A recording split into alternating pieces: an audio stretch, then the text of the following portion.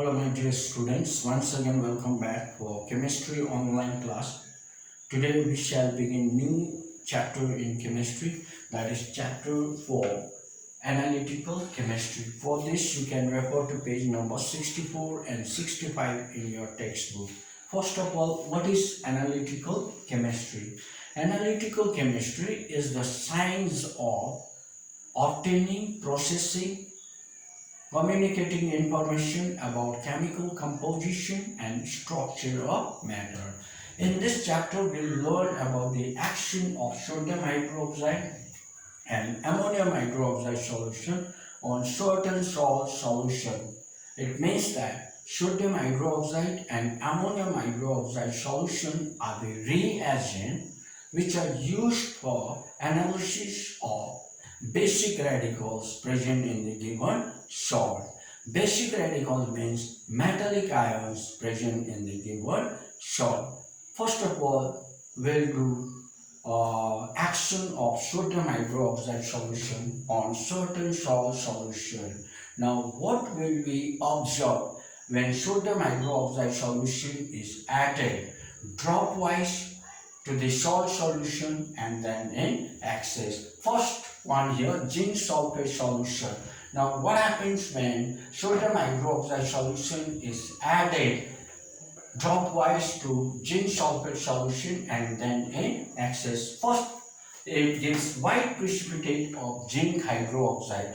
Another product is sodium sulfate. This white precipitate of zinc hydroxide is soluble in excess of sodium hydroxide solution, thereby forming a colorless solution of sodium zincate. And this sodium zincate is a complex salt. Now next, to lead nitrous solution.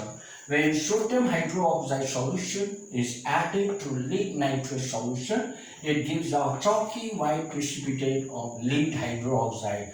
Another product is sodium nitrate, and this white precipitate of lead hydroxide is soluble in excess of sodium hydroxide solution, thereby forming a colorless solution of sodium plumbide, which is a complex salt.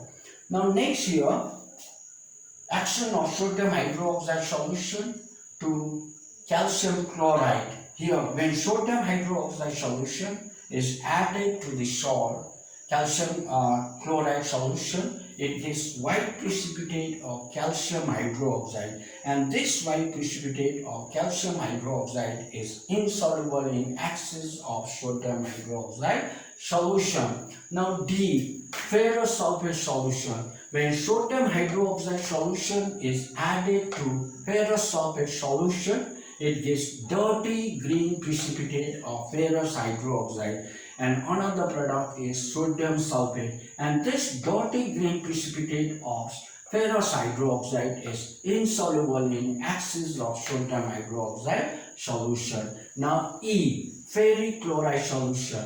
When sodium hydroxide solution is added to ferric chloride solution, it gives reddish brown precipitate of ferric hydroxide. Another product is sodium chloride, and this ferric hydroxide is insoluble in excess of sodium hydroxide solution. And the last one, copper sulfate solution. When sodium hydroxide solution is added to copper sulfate solution, it gives a pale blue precipitate of copper hydroxide, and this pale blue precipitate of copper hydroxide is insoluble in excess of sodium hydroxide solution.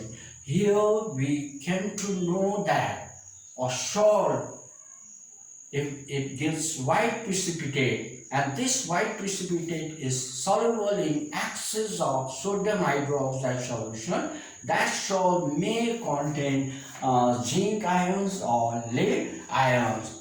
If a salt gives white precipitate, and this white precipitate is insoluble in excess of sodium hydroxide solution, that salt contains calcium ions. If a salt gives a dirty green precipitate, and this dirty green precipitate is insoluble in excess of sodium hydroxide solution, that salt contains ferrous ions. If a salt gives reddish brown precipitate, and this reddish brown precipitate is insoluble in excess of sodium hydroxide solution, that salt containing ferric ions. If a salt gives pale blue precipitate, and this pale blue precipitate is insoluble in excess of sodium hydroxide solution, that salt contains copper ions. Dear children, here we have come to the end of today's online class. Thank you very much.